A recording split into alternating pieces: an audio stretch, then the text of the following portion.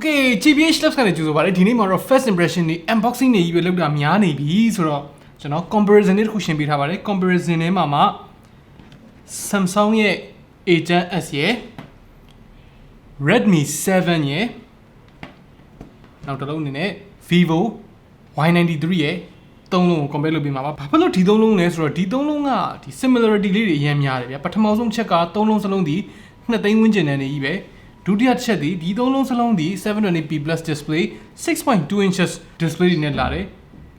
နောက်ထပ်တူတဲ့တစ်ချက်ဒီဖုန်းသုံးလုံးစလုံးဒီ4000 mAh battery တွေကြီးပဲ Vivo Y93 ကတော့4030 mAh ပေါ့နော်ဒါပေမဲ့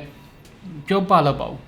4000 mAh လို့ပဲပြောလို့ရတယ်ပေါ့နော်ဆိုတော့တူတယ်ပေါ့ဗျာပြောချင်တာပြီးတော့ထူးဆန်းစွာနဲ့ပဲဒီကောင်ကြီးရဲ့ specification တွေကလည်းတော်တော်လေးဆင်ရတယ်ဆိုတော့ specification တူတယ်ဈေးတူတယ်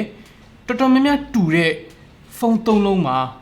ဘာတွေကွာမလဲပေါ့နော်ဆိုတော့အဖြစ်ကတော့ရှင်းပါတယ် user experience ပဲကွာမယ်အဲဒါကြောင့်မို့လို့ဒီနေ့မှာဒီဖုန်းသုံးလုံးရဲ့ user experience ကိုနှိုင်းယှဉ်ပြီးပြပြသွားမှာဖြစ်ပါတယ်ဖုန်းသုံးလုံးစလုံးလုံးကတော့ plastic body တွေကြီးပဲဒါ2သိန်းဝန်းကျင်ဆိုတော့ range မှာတော့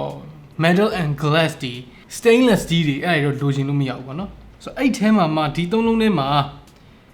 တယောက်နဲ့တယောက် characteristic လေးတွေတော့မတူကြဘူးဥပမာအဖြစ် Vivo ဆိုလို့ရှိရင်သူ့ရဲ့ plastic မှာသူကဒီဘေးဘက်ဒီနေရာလေးတွေမှာအချွန်လေးတွေပေါ့နော် tapered edge လေးတွေလုပ်ပေးထားတယ်ဒီတိုင်းရိုးရိုးကြီးသွားတာမျိုးမဟုတ်ဘဲနဲ့ဒီလိုလေးခုံပေးထားတယ်အဲဒါကြောင့်မလို့လက်ထဲမှာကင်တဲ့အခါမှာဒီကောင်အပားဆုံးလို့ထင်ရတယ်ဒါပေမဲ့ပုံမှန်လင်းပြောရရင်ဒီကောင်အလောက်မပါလာပါဘူးအထူဆုံးအလေးဆုံးလို့ခံစားပြီးတော့တကယ်လည်းအထူဆုံးအလေးဆုံးကတော့ Redmi 7သူ့ရဲ့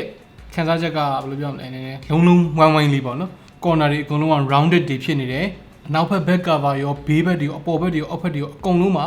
လုံးလေးတွေခံစားရတယ် build quality မှာတော့ဒီမှာပြောရမယ်ဆိုလို့ရှိရင်တော့ Samsung ရဲ့ A10s ကအကောင်းဆုံးပဲလို့ကျွန်တော်တော့မြင်တယ်သူရဲ့သုံးပေးထားတဲ့ဒီ paint အသားလေးပေါ့နော်ဒီ body material လေးတွေကအစဒီဘေးဘောင်တွေမှာသုံးပေးထားတဲ့ paint လေးတွေကအစခလုတ်တွေနှိပ်ရတဲ့ခံစားချက်တွေကအစုံအကုန်လုံးကဒီ Samsung ရဲ့ A10s က2သိန်းတန်ထဲမှာအကောင်းဆုံးဆိုတဲ့ခံစားချက်ကိုပေးတယ်Y93 မှာကျတော့ဘာအားနည်းချက်ရှိလဲဆိုတော့ဒီခလုတ်တွေနှိပ်ရတာအနေနဲ့တအားပျော့လွန်းနေတယ် tactile feedback လေးတော့မိုက်တယ်ဆိုပေမဲ့ solid ဖြစ်တယ်ဆိုတဲ့ခံစားချက်မျိုးမရဘူးဒါပေမဲ့ပေါ့ပဆိုတဲ့ခံစားချက်ကိုလိုချင်တယ်ဆိုလို့ရှိရင်တော့ Y93 ကအကောင်းဆုံးဖြစ်လိမ့်မယ် display quality အရာအကုန်လုံး 720p plus အကုန်စလုံးမှာလည်း drop ပုံစံတွေလည်းတူကြတယ် water drop notch တွေ 6.2 inches တွေကြီးပဲနီးစက်တယ်လို့ဒါစာရွက်ပေါ်မှာတူတယ်ဆိုပေမဲ့တကယ်တမ်း real life ကြည့်လိုက်မယ်ဆိုလို့ရှိရင်တော့မတူတော့ပါဘူးဘာလဲဆိုတော့ display ဆိုတဲ့အမျိုးကအပြင်မှာတကယ်ကြည့်မှခံစားလို့ရတဲ့အမျိုးမို့လို့ပါ Vivo ကတော့ထုံးစံတိုင်းသူ့ရဲ့ signature အတိုင်းပဲကူးဖြစ်တဲ့ color temperature ဘက်ကိုသွားတယ်ဆိုတော့ Samsung A10s နဲ့ Redmi 7နဲ့မှာကျတော့နှစ်ကောင်ကပူးတွဲပထမရတယ်ပဲဆိုတော့ brightness တွေရော viewing angle တွေရော overall display quality က A10s နဲ့ Redmi 7နဲ့ကို Vivo Y93 ကရှင်းနိုင်မှာမဟုတ်ပါဘူးဒါပေမဲ့နည်းနည်းလေးကတ်သက်ပြီးပြောရမယ်ဆိုလို့ရှိရင်တော့ Samsung ရဲ့ screen ကနည်းနည်းလေးပို့ပြီးတော့ true to life ဖြစ်တယ်အထူးသဖြင့်အဖြူတွေမှာဆိုရင်သိတာတယ်ဆိုတော့ specs တွေအနေနဲ့ကလည်းကျွန်တော်ခုနကပြောသလိုမျိုးပဲအကုန်လုံးကနှီးစက်ကြတယ်အဲဒါကြောင့်မို့လို့အမှတ်ဘယ်နှမတ်ရတယ်ဆိုတဲ့ဟာကိုရှင်းနေတာဒီနေရာမှာအလကားပဲတကယ်တမ်း benchmark ဆိုတာနေရာတကာမှာအသုံးမဝင်ဘူးဆိုတော့2သိန်းတန်ဝန်းကျင်မှာတော့ဘယ်သူမှတော့ benchmark စမ်းပြီးတော့မဝယ်သင့်ဘူးလို့ကျွန်တော်တော့ထင်တဲ့အတွက်ဒီကောင်တွေကို daily သုံးတဲ့အခါမှာခံစားရတဲ့ခံစားချက်ကိုပြောပြသွားမှာဖြစ်ပါတယ်ဆိုတော့ပထမဦးဆုံးသိတာကဒီ Redmi 7ဒီထဲမှာအမြန်ဆုံးအသွက်ဆုံးလို့ခံစားရလိမ့်မယ် Y93 ကတော့နည်းနည်းတော့အားနာတယ်ဒီနေရာမှာအနည်းဆုံးပိုင်းလို့ပြောလို့ရတယ်အဓိကကတော့သူ့ရဲ့ UI ကြောင့်ပါသူ့ရဲ့ UI ကကလေးတအားဆန်နေတယ်ဒါပေမဲ့ Vivo မှကြိုက်တယ် Vivo ပဲသုံးနေကြသူဆိုလို့ရှိရင်တော့လေဒါကိုအပြစ်မြင်မှာမဟုတ်ဘူးအဲ့လူတွေလည်းကျွန်တော်ကိုအပြစ်တင်ကြမှာသိတယ် comment တွေမှာလာကြပါလိမ့်မယ်မယုံရင်စောင့်ကြည့်ကြပါဒါပေမဲ့လေဘယ်သူပြစ်မှာမဟုတ်ပါဘူးဒါကြတော့ personal preference နဲ့ဆိုင်ပါတယ် UI မိုင်းမှာဒီဖုန်းသုံးလုံးထဲမှာသဘောကျစရာအကောင်းဆုံးကတော့ Samsung ရဲ့ A10s ပါပဲသူ့ရဲ့ One UI ကဒီထဲမှာအကောင်းဆုံး experience ကိုပေးနိုင်တယ်လို့ယုံကြည်တယ်ကျွန်တော်ခုနကပြောသလိုမျိုးပေါ့နော် personal preference ကြောင့်လည်းဖြစ်နိုင်တယ်ဘာဖြစ်လို့ Samsung ရဲ့ One UI ကိုသဘောကျလဲဆိုတော့အရင်တုန်းကကျွန်တော်တို့ flagship ဖုန်းတွေမှာပဲရခဲ့တဲ့ UI ကိုအခုက2သိန်းဝန်းကျင်နဲ့ smartphone တစ်လုံးမှာထည့်ပေးလာတဲ့အတွက် flagship သုံးလုံးက flashback လေးတွေနည်းနည်းပါးပြန်ရတယ်ဆိုလိုချင်တာဗျာperformance ကတော့တူတူကြီးဖြစ်နေမှာမဟုတ်ဘူးဒါပေမဲ့အထားအတူနေရာတွေ Samsung သုံးနေကြသူတွေဆိုလို့ရှိရင် right at home ပါပဲပြီးတော့2သိန်းတန်ဖုန်းမှုလို့ဘယ် feature ညာ feature မပေးထားဘူးဆိုပြီးတော့သူ့ရဲ့ One UI ကလည်းကန့်သက်ထားတာမျိုးသိမရှိပါဘူး ဒီ Samsung ရဲ့ A10s နဲ့ Redmi 7နဲ့မှာကျွန်တော်အခုနှိုင်းယှဉ်ထားတဲ့2သိန်းဝန်းကျင်ဆိုတဲ့ဈေးမှာ Samsung မှာဆိုလို့ရှိရင် 2GB RAM ဒီကောက်မှာဆိုလို့ရှိရင် 3GB RAM နဲ့လာတယ်ဒါပေမဲ့ Y93 မှာတော့ဒီအချိန်မှာ 4GB RAM နဲ့လာပါတယ်ဆိုတော့ကိန်းကနေရတော့ RAM များလေကောင်းလေဆိုတာကတော့အများအနေနဲ့အများတော့လက်ခံပြရမယ်ဒါပေမဲ့တကယ်တမ်းလက်တွေ့ဘဝမှာတော့ 4GB RAM ဖြစ်နေလို့ဘယ်တော့မှတော့ပိုမကောင်းတော့တာအမှန်ပါပဲ multitask လုပ်ရင်ပိုကောင်းမယ်ဆိုပြီးတော့ကျွန်တော်ပြန်ထောက်လို့ရနိုင်ပေမဲ့ဒီလိုအချိန်မျိုးမှာ multitask လုပ်လို့မရခြင်းဒီသူ့ရဲ့ RAM ကြောင့်မဟုတ်တော့ဘူးသူ့ရဲ့ SoC ကြောင့်ဖြစ်သွားပြီဆိုလို့ချင်တာသူ့ရဲ့ SoC က bottleneck တစ်ခုဖြစ်သွားပါပြီဆိုလို့ချင်တာဗျာ real life မှာ RAM 4K ဆိုတာဘယ်လောက်ကြီးလဲမသိတာလားပါဘူးဒါပေမဲ့ real life မှာသိတာသွားတာကတော့ storage ပါ Redmi 7နဲ့ A10s နဲ့မှာ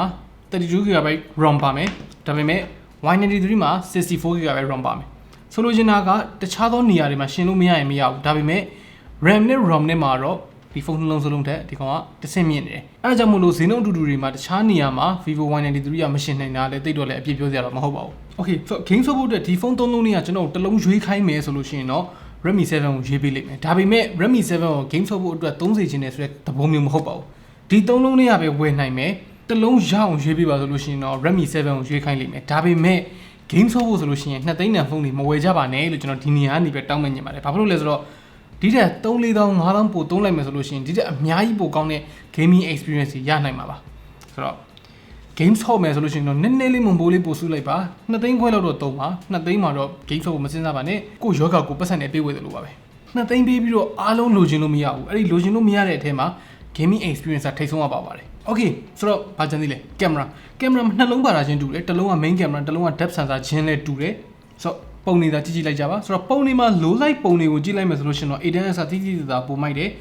selfie တွေမှာဆိုလို့ရှိရင် Vivo Y93 ကတိတိကျကျပိုဖြူတယ်ပိုနီးတယ်ကြည့်လို့တော့ပိုကောင်းတယ်ဒါပေမဲ့တဘာဝအကြဆုံးတော့မဟုတ်ဘူး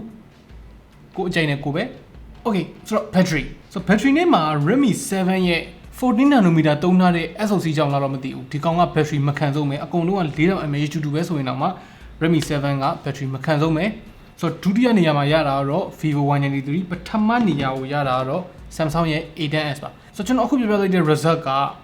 train လုပ်ထားတဲ့ result ပါဆိုလို့ကျွန်တော်သုံးလုံးစလုံးကို100အထိအားသွင်းထားတယ်တစ်လုံးမှာမှဘာ battery မှမကျန်တော့တဲ့0အထိကျွန်တော်တို့ကဗီဒီယိုတွေထောက်လျှောက်ကြည့်ပြလိုက်တယ်ပထမဆုံးပိတ်သွားတဲ့ကောင်စီဘေချီနောက်ဆုံးပိတ်သွားတဲ့ကောင်စီပထမအဲ့ဒါ load test ပါတကယ်လို့သာ load test မဟုတ်ဘဲနဲ့ idle test ပေါ့နော်ဖုန်းသုံးလုံးစလုံးကိုအားသွင်းထားတယ်ညမှာတိုင်းတိတ်လိုက်တယ်မနက်မှာဘယ်လောက်ကြံလဲဆိုတာကိုကြည့်မယ်ဆိုလို့ရှိရင်တော့ Samsung ရဲ့ A10s ဒီမှာပြဿနာတွေနည်းနည်းရှိတယ် battery drain များနေတယ်ဒါပေမဲ့ဒါက retail unit မဟုတ်လို့လည်းဖြစ်နိုင်တယ် software update နဲ့တော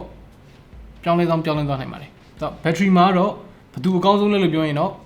A10s အကောင်းဆုံးလို့တော့အနေနဲ့များပြောလို့ရပါသေးတယ်ဒါပေမဲ့တိတ်မကွာလာပါဘူးပြောပရလောက်အောင်မကွာပါဘူးဆိုတော့ဒီဖုန်းသုံးလုံးစလုံးကိုကျွန်တော်တို့ခြုံငုံကြည့်လိုက်မယ်ဆိုလို့ရှိရင်ကျွန်တော်ခုနကပြောသလိုမျိုးပဲ Vivo Y93 ကဟိုနေရာမှာဆိုလဲနှိမ့်နေပြန်ဒီနေရာမှာဆိုလဲနှိမ့်နေပြန်လို့ခန်းစားရအောင်ခန်းစားနိုင်တယ်ဒါပေမဲ့အဲ့ဒါအပြစ်တစ်ခုမဟုတ်ဘူးဘာလို့လဲဆိုတော့သူ့မှာ RAM လဲပို့ပါတယ် ROM လဲပို့ပါတယ်ဒါပေမဲ့သူများတွေထက်ဈေးပိုမကြည့်ဘူး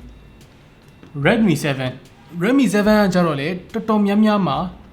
A10s နဲ့ဒဲရှင်နိုင်တယ်ဆိုလိုချင်တာကဒုတိယဆိုရင်တော့မှပထမထက်အများကြီးပိုမနိုင်ဘူးပထမရတဲ့နေရာလေးတွေလည်းရတယ်ဆိုတော့ personal preference အရာပဲရွေးချယ်သွားပါလိမ့်မယ်ဒီ2သိန်းဝန်းကျင်ထဲမှာလောလောဆယ်မှာ all rounder အကောင်းဆုံးတစ်လုံးကိုရွေးပေးပါဆိုလို့ရှိရင်တော့ Samsung ရဲ့ A10s ကရွေးပေးဖို့တင့်တော်ပါတယ်အရင်တုန်းကတော့ Samsung ကဒီလိုနေရာမျိုးမှာမရှိခဲ့ဘူးပါဘူး Samsung ကအရင်တုန်းက2သိန်းတန်ဖုန်းဆိုလို့ရှိရင်ဝဲဆွဲနေလေးရှိတယ်ပုံမှန်လေးပြောရလို့ရှိရင်ဗါလေကင်မရာတစ်လုံးနဲ့တို့ fingerprint တော့မပါဘူးလို့အဲ့ဒါမျိုးတွေဖြစ်နေကြ